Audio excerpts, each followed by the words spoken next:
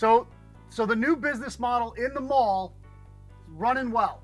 It's been Yes. So April 1st, I did it as also kind of an homage because April 1st, I wanted people to think, is Dennis actually going to open a store on April 1st? Is this an elaborate Dennis joke? Is he doing something crazy and wacky?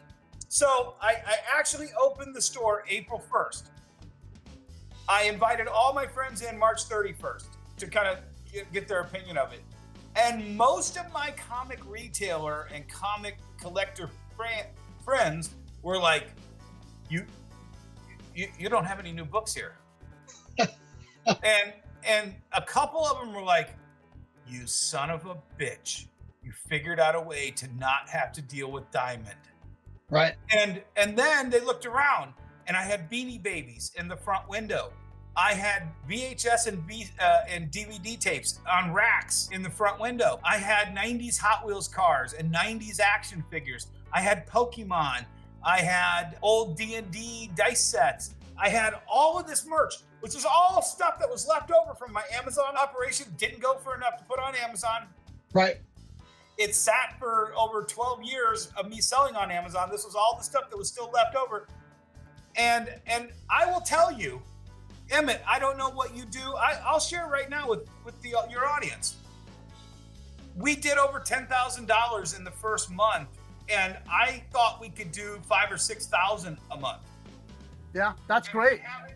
And we haven't dipped below that without a single diamond bill. Right. Well, we run anywhere from 3 to 8. I haven't broke 10, maybe like one odd month here or there, but we're about 3 to 8 a month, depending on what's the new stuff coming through. But the profit margin on the new stuff sucks. So, well, and let me explain though, Emmett. Let me explain my other mentality to this. Right. Since 2010, I have had this ghostly, haunting idea in my head, and I'll simplify it for you. Avengers made $1 billion. That's 100 million people giving Disney $10 a piece to see their movie. Yep. That's 100 million people. How many people read an Avengers comic book? less than 70,000. 100,000? Let's be generous. All right, 100,000. 100,000. It's easy math with 100. That's one person for every 1,000 people Yeah. who saw the movie are fighting. We as comic retailers are fighting 1,999 of us to get that one guy. Who's going after the other 999 of them? Right. Me. Because my mall has a movie theater. And when they get out of that movie theater, when they see Thor or they see Spider-Man or they see any of the other movies, Doctor Strange, they've never touched a comic book. They didn't see Lost Boys and know where the comic book store is.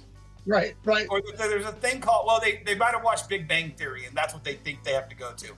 But when they come in, oh, look, it's a Doctor Strange comic over there. Hey, Billy, do you want a little Doctor Strange comic? Oh, they're $2 each or 3 for $5. Billy, I'll buy you 3 Doctor Strange. Guess what that is? Guess what lesson I learned that from, Emmett? That was the handful of change my mom left on that piece of paper in 1982. Oh, yeah. I have taken every lesson I've learned and I've poured it into this comic book store as a test of can it be done? And I had no idea what your store does, Emmett, but I can tell you right now, make your store for the 999 that don't go to a comic book store. Right. Because that's the future of our market. If we get one of those people,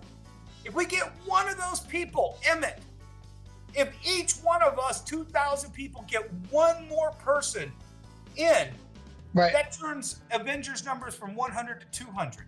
Yep. And that's what the industry needs to do, Emmett, is 100%. figure out one person for every 1,000 people that are currently shopping in a comic book store. We double our numbers. Well, we're going to have to. We've been doing comic book day for 20 years. That hasn't done it. My free comic book days are huge. Sometimes it's a week's, we'll make a week's money in that day, right? Because it's that thing, but it's what gets them through the door for that is that free item. I save a lot of my free comics and give them out all the time. So every kid knows when they come in, I have a bunch of free comics, they're going to get one. So I'm trying to make readers. For me, it's not like Pokemon. Most of my Pokemon buyers, they don't play Pokemon. They collect the cards. Right. With comic books, kids, you got to get them to read. You're not getting them to speculate. You're not getting some 7-year-old kid to speculate. Oh, you should buy this Miles because it's got his sister in it. Right. And nobody's, here's the thing, nobody buys for a reader taste test at $5 a piece. I mean, you know that. Right. You got to lure them in with $1. Right. Or $2. But almost or free.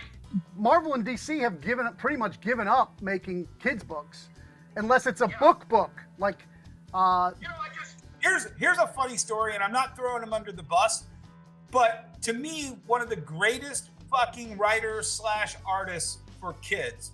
Do you know who it is? The Captain Underpants guy. Outside of our industry. Oh. In our industry is Art Balthazar. He did all of the kids' books about the crypto animal. The DC Pets. The DC Pets, the little digest thing. Yep. I was just at Chicago Fan Expo. I ran into Art Balthazar and his family when they were shopping on Sunday. He wasn't a guest there. That's the future of our entire industry, and he wasn't invited to a comic book show. Right. He's wandering around the comic book show, digging through toy bins, finding little loose action figures to play with his kids. That's what our focus is right now. Yeah. So to culminate, I built a 90s comic book store, 90s themed comic book store, kind of like your retro arcade. Right. I built it in a mall that was last great in the 90s, and it went down, but it started to come back up. Right. I'm the destination in that mall. I'm a destination in that mall. Movie theater, comic book store. They put me within the first 2 weeks, and seeing the traffic that my store was doing, they put me in an ad for the mall on the movie screen before all the movies. Oh, that's fantastic. I don't pay for a penny of it. Oh, that's awesome. That's killer. I will tell you this also. I can't tell you the price because it's in my contract that I can't. But I can tell you, if I told you the price, you'd shit yourself right now.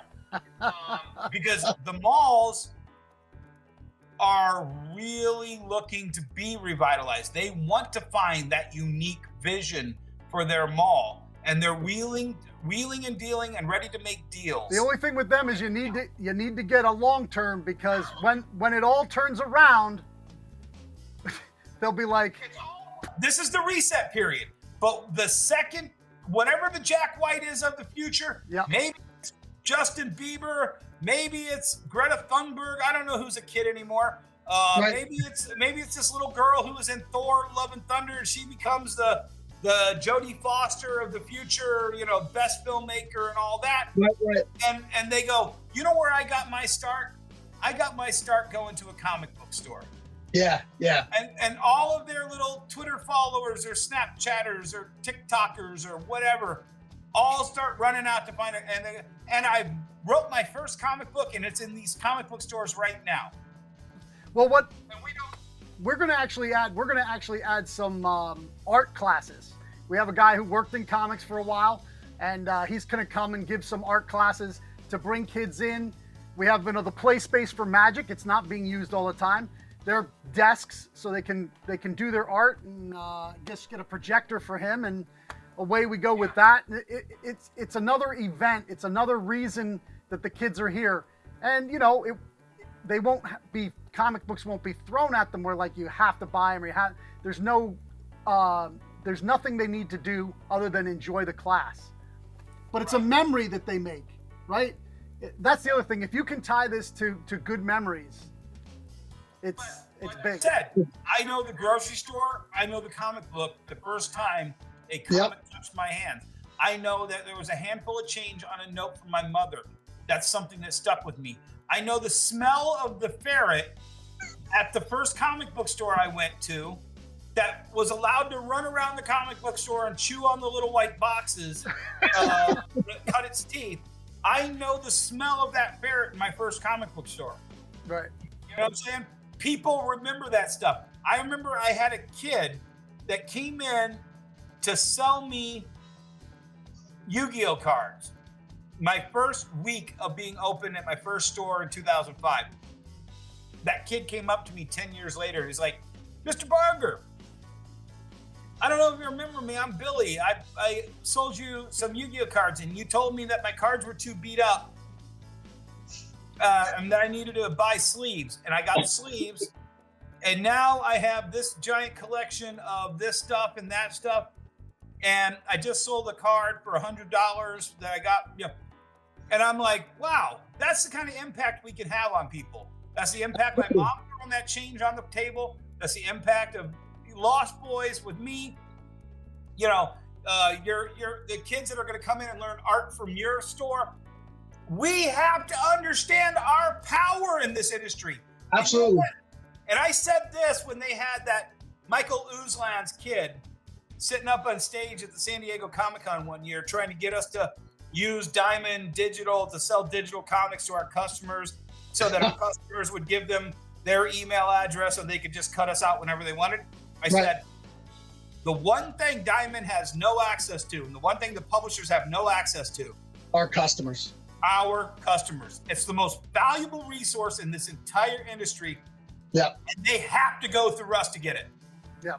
So what I want to get into a little bit is with your business model and being in the mall, you're sourcing. And how do you source? And about what? Like, so here, I give my thing away all the time. I pay 40% for key issues, and I pay 15 cents to 30 cents for bulk, depending on whether it's bagged or bordered or not. If you bring in long boxes, if you want me to take the time to go through it, and like I do free appraisals, and then that's the way it goes. So, and people are like 40%, like, shouldn't it be 50-50? The owner, I'm like, listen, I got to give eBay 20% if I can't move it in my store. So now I've paid 60%, and he's only got 40%, but I've also paid 60%. So he's actually beaten me. Yeah, I've got a couple. So there, you know, I've been buying. My old saying is, if you're not buying, you're dying. In this business. Amen, brother. You know, I bought when I didn't have half the money I needed to buy it when I bought it. However, my principle is that you had better be wearing your best goddamn game face if you try to fuck over somebody selling you shit. Right. So when I source what I know I can sell. Right. And I source it at a very high price. And I like to play a game, and I played it a couple times here in my new store. And it's unfair because I only play this game when I know I'm going to give them lots of money and I kind of want to see the look on their face. I call it the Post-it note game.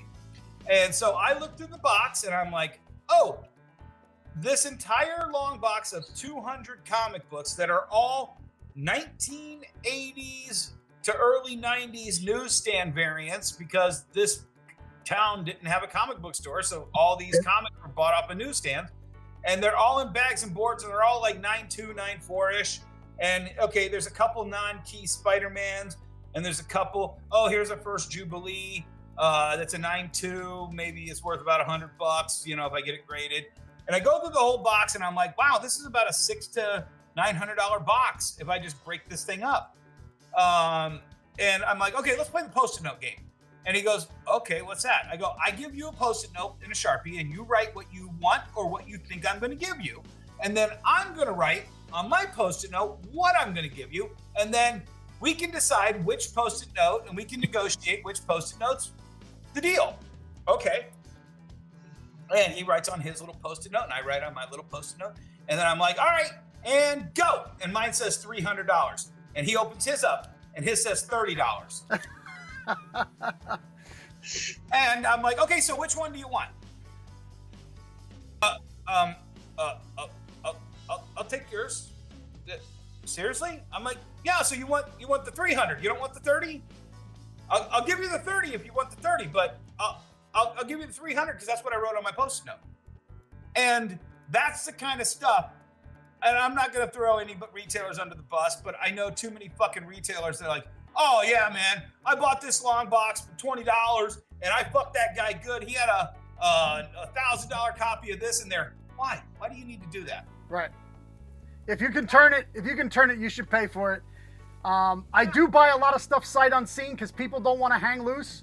Like I buy from so I buy from a lot of guys who are doing cleanouts and are guys who are doing storage buildings. They'll just come in and go, I got 8 long boxes. Give me $200. And I'm like, okay, I don't even know if they're full. I'll tell you a time I actually did screw a customer. Guy calls up and he's like, yeah, what do you pay for 1970s comic books? I go, well, our average price is about 25 cents a piece for those. It just depends on the condition. He goes, okay, I'll bring them right up. And he brings in 4 big Rubbermaid totes. And he opens them up, starts putting them on the table. He goes, yeah, I just want to make sure you're going to pay me 25 cents, at least 25 cents. Oh, okay. I start counting them out, and I'm just putting the good stuff over here. Amazing Spider-Man 129, Amazing Spider-Man 121, Batman 351, blah, blah, blah, blah, blah. I'm putting them here. Oh, there's a, 181. Okay. I'm going through. Oh, there's a 180. And he goes, and I have my employee, Devin, counting out stacks of 50. So we can count up all the bulk at the end. Because I need to know. Hey! That last stack didn't have 50 in it. Oh, did he? How many did? He goes, I don't think you put 50 in that one. And I'm like, if he put 49 and I counted as 50, you make an extra book, you dipshit. He goes, count it again.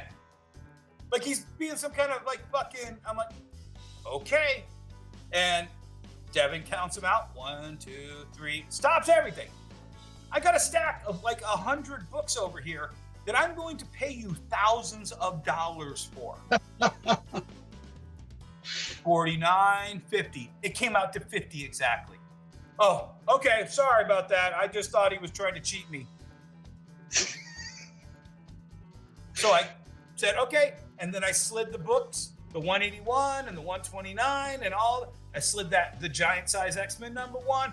I slid all that over for Devin to keep counting into stacks of 50. Yeah. And you know what? I don't feel bad about that because the guy was a fucking asshole. Just wait until I'm fucking done to tell you. And I guarantee you my Post-it note was way more than you thought you were going to fucking get at 25 cents a piece. Yeah. And he got exactly 25 cents a piece for his entire fucking collection.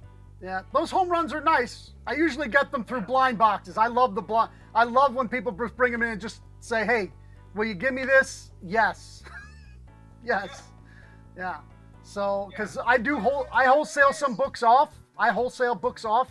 So, I pull the stuff I need for my walls and stuff. But everybody finds out who the asshole is in town. And I remember one of the worst ones was a guy brought in a collection. He brings in a long box, and it's missing every key. Right. And it's a Spider-Man collection. I know where the keys were. And it's like, oh, did you have this? Did you have that? Did you have this? Yeah, all of these are missing. And he's like, oh, yeah, I sold those at the store up the road. Yeah.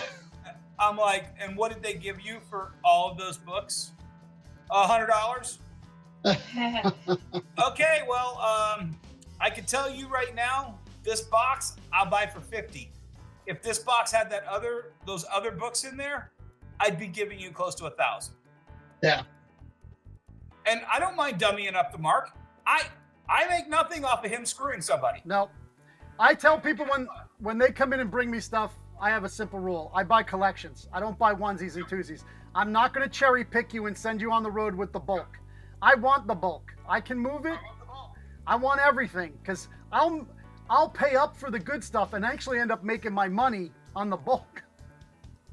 Right? That's where I'll actually make the, 300 books at $1 a piece, $300. If I'm paying, $50, $60 for a bulk box, I'm making 4 times, 5 times the money.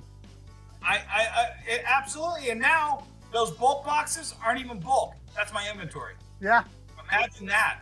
Yeah, that's pretty amazing. It's pretty amazing. Because now I had a basement full. I've been able to wholesale some of it off, but I still have stuff I can't even fit in my shop. I have 3,000 square feet, and I can't fit it all in here. I'm at 1,500 square feet, and I'm pulling down numbers like that. I can't believe it. Wow. Yeah, that's great. But Emmett, this is the year to rethink everything. Oh yeah, I know. I see that. I mean, we've pivoted a lot in the 7 years. We originally had a flood. We were in a small spot. We moved into this bigger spot.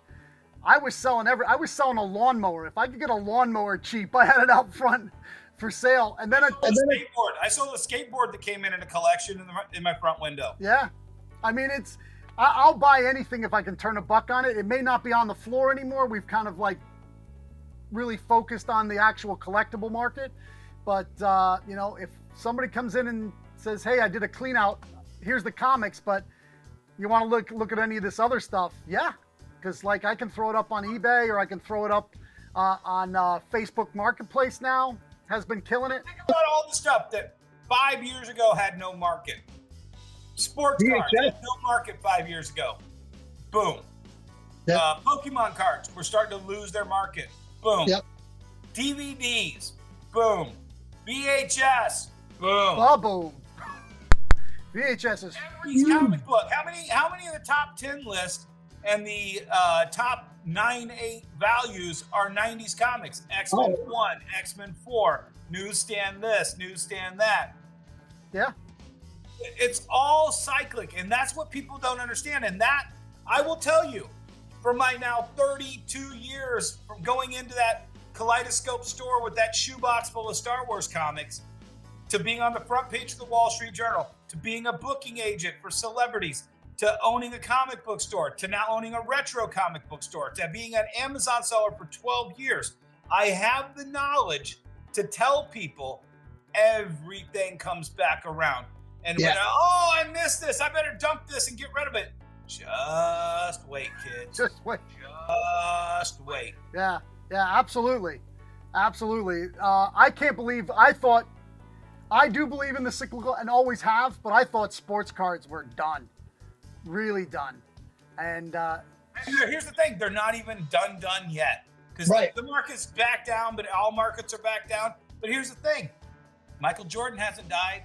Scottie Pippen hasn't died. Ken Griffey Jr. hasn't died. You know what? And I'm not saying let's go kill those guys so we can make sure the market.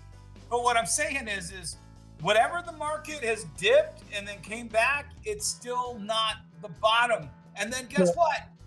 Mickey Mantle. How many people are left alive that even knew Mickey Mantle ever played? Very few. Okay, but that's the Action Comics #1 right now. It's not, nobody, I mean, I'm sure, Honus Wagner is still the #1 card. It's the Action Comics, maybe, I don't know. But the Mickey Mantle is definitely the Batman #1 or the Amazing Fantasy 15. And then you look at the Ken Griffey or the Michael Jordan rookie is probably closer to like a Venom #1 or more like a Wolverine, Hulk 181. You start doing parallels to that, and then you watch how that translates to all this other stuff. And it's all all of these graphs, like I said, record stores, hippie record store, comic books, they all follow tracks. And you have to be a lunatic like me, like in sunny in Philadelphia with the big strings all over the place. Beautiful mind. You don't need strings all over the place. It's so easy to track when you are paying attention. Right. Well, I definitely do make a much better margin on anything I've bought used than any new book I've ever bought. every once in a while, Boom really helps us out with those 1 per stores. You know, when Marvel was doing secret variants, that was a boon. Like just a little, it was just like a little, here you go, here's a little gimme. You know, it was something I could give subscribers. To them all, though, Robert Kirkman is the best to any of us that anybody in his position has ever been. Kirkman, I don't know what that guy, but he was the best. He invited us to the first big giant Hollywood Walking Dead party in San Diego. He took us to breakfast every year at San Diego by himself and then bought us drinks when he stopped doing breakfast, you know, and then COVID hits and he's like, hey guys, you guys want a free comic book? Here, just sell these for whatever, man. Yeah. Yeah. Oh, hey, did you buy my other book? Okay, here's a whole bunch of copies of that for free too. Thanks for existing, guys. I hope you guys are around when I make another comic book. Yeah. Yeah, that's all I want. That's really all I want. You know, It should be a partnership. It's really a business-to-business partnership. It's only one way. Valued retail partners. That's the first thing they say when they get up there to tell us what they need us to buy. Yeah.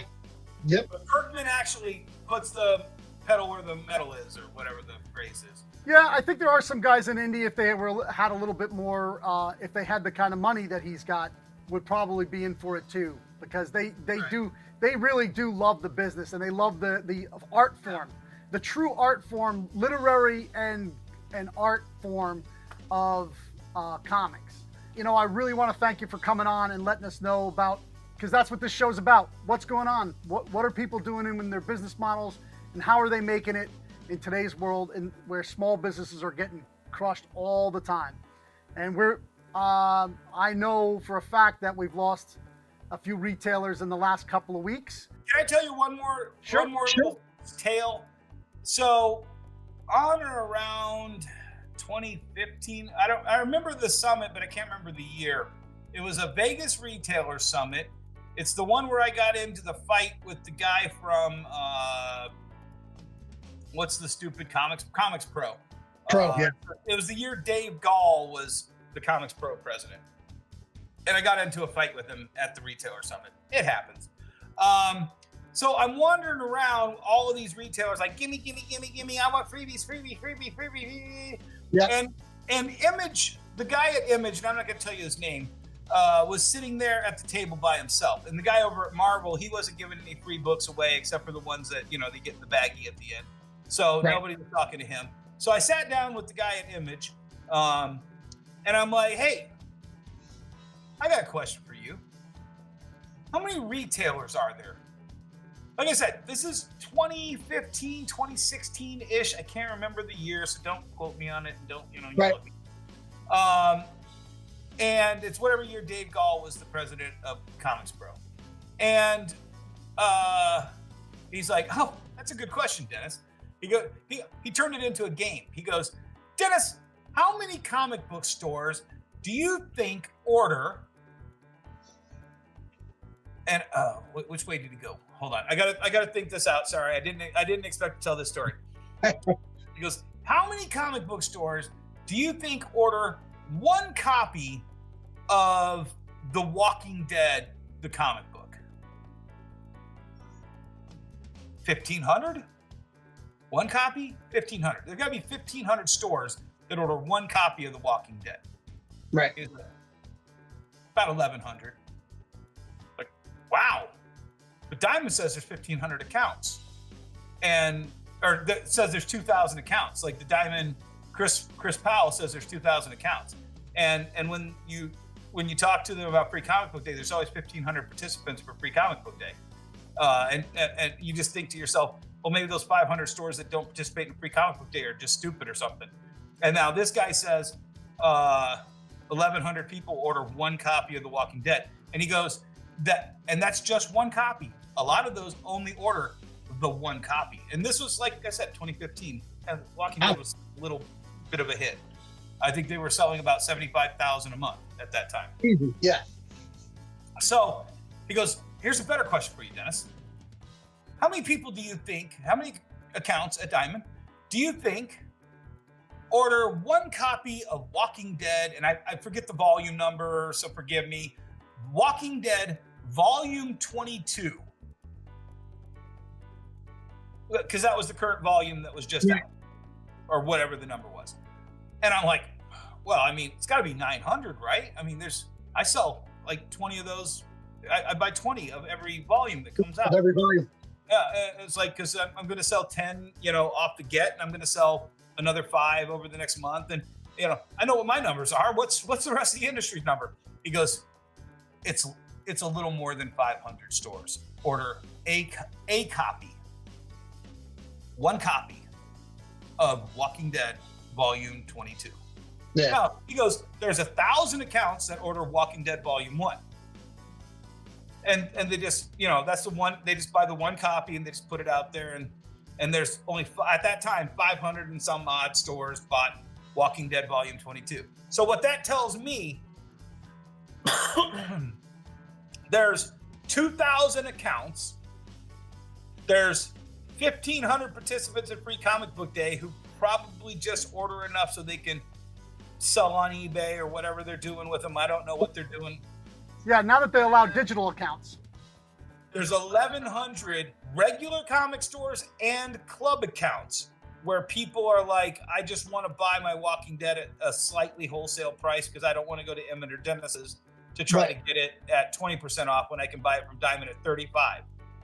Right. And that means to me, honestly, and I'm not trying to like fake geek girl or you're not a real fan but if your comic store isn't ordering the current volume of Walking Dead at the height of Walking Dead, I don't think you're a real comic book store.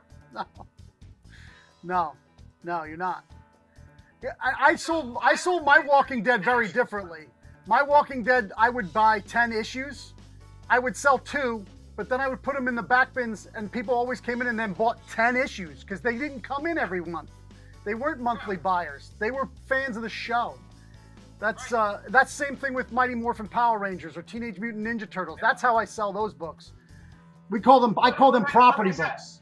Somewhere between 500 and 1,000 real comic book stores. Yeah. And to me, that means there's probably, and I don't know if you ever saw that Diamond Marvel leaked email list of accounts and volumes. No, I didn't. That happened. Oh yeah, you got to look that one up online and dig in on that one. That one, I found out real good who was above me and who was below me at a point in time when I was barely buying comic books, and I'm like, oh, you think you're a big shot, do you? I'm buying more than you, and I don't own a store. Right. There's a lot of stuff that's all smoke and mirrors in this industry. And like I said, I kind of blew away a lot of the smoke, and I found out something I probably shouldn't have found out. And I'm sure somebody at Diamond or Lunar or Penguin or somebody's going to put a laser point on my back and splatter me on this monitor. Because if the retailers find out how easy it is, this idiot, the biggest mouth in comic books, figured out a way to make 10 G's a month selling the shit that you guys all have boxed up in the back on those little long boxes. Right. That's awesome, man. Like I said, I really appreciate you coming by. Let everybody know where they can. Keep it up. I also want to buy those Monster High dolls. All right. Well, it's like mostly accessory stuff, but I'll send you pictures. My daughter loves that shit. Awesome. So let everybody know where they can get a hold of you and how they can buy from your shop. Wonderworld Comics. Wonderworld Comics. I believe there's 2 stores, but I'm the one in Michigan. Okay. My YouTube channel, I just started putting content back up after a little hiatus because I've been running this new store called What's Moving with D. Every day I show you what I sell on Amazon and eBay. So you can kind of get a gist of what I sell and the prices I sell it. And then now that I've been on yours, I've been kind of motivated to do kind of what you do, but just explaining what my business model is a little more in depth and kind of, so I'm going to be doing some more YouTube videos. So YouTube is the big place to follow me, and @DL Barger is my Instagram, and you can find lots of pictures of the fun stuff I do. Yeah, I saw a lot of your pictures from the con, man. It was great. Yes. All right, man. Have a good night. Thanks a lot for coming. You too, Emmett. Thanks for having me on. Take care.